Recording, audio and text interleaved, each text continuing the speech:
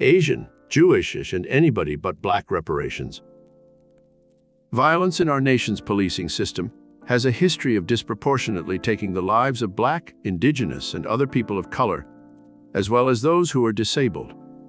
In addition, we continue to see and grieve victims of police brutality and homicide. Despite years of protests, the movement calls for police reform and unrelenting demands for justice.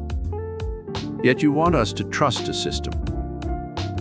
In the United States, these violent acts and the frequent lack of accountability erode trust and have an impact on young people, leading parents, guardians, teachers, and community members to look for ideas on how to address these issues at home or in the classroom.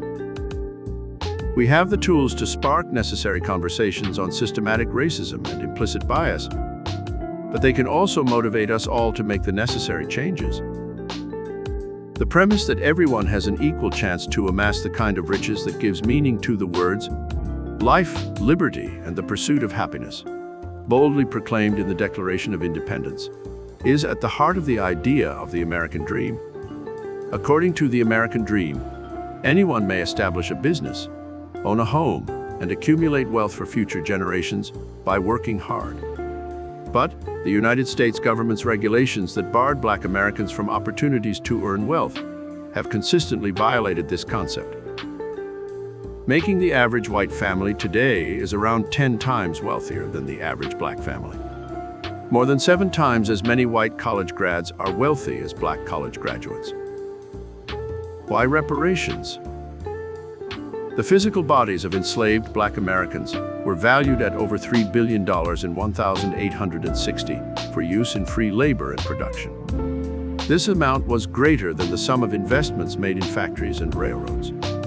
African enslaved people's cotton production was valued at $250 million in 1861. Slavery benefited white slave owners and their descendants, drove the nation's economy, and prevented enslaved people from amassing riches. The ancestors of Black Americans who were held in slavery have not yet received payment from the U.S. for their labor. The federal government has also not made up for the equity that was lost as a result of anti-Black housing, transit, and economic policies. Black people have been plundered by slavery, Jim Crow segregation, anti-Black activities like redlining, and other discriminatory public policies in the criminal justice and educational systems.